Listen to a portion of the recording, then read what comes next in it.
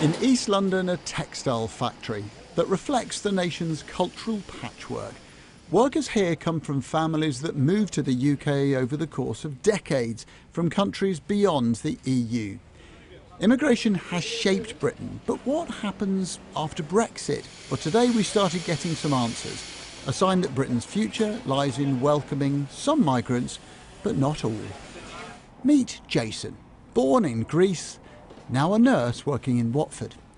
Jason came to the UK in 2016. He's a skilled worker, and those are the people who are likely to be prioritised.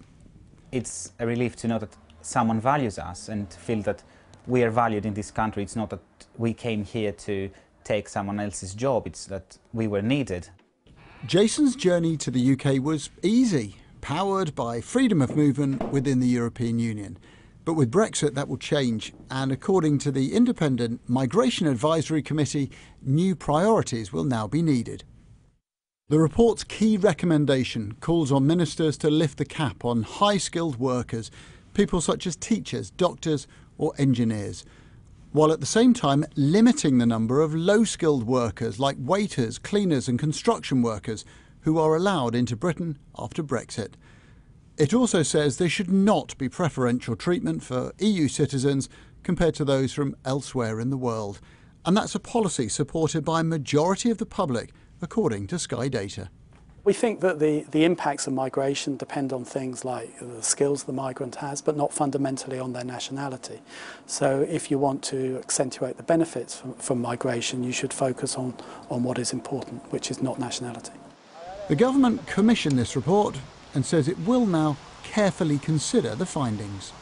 Well, few would dispute that a big global economy like Britain's should strive to attract highly skilled workers from around the world. So a bigger question may be this: if we curtail the number of lower skilled workers coming into the country, will there be enough Brits to fill the gaps?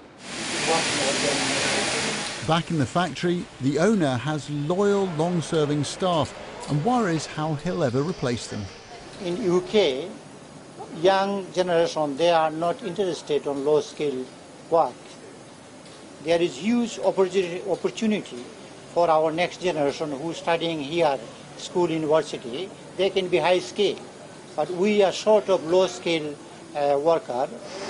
Migration will change after Brexit, and that will reshape the structure of Britain's economy and its society. These are big, fundamental questions.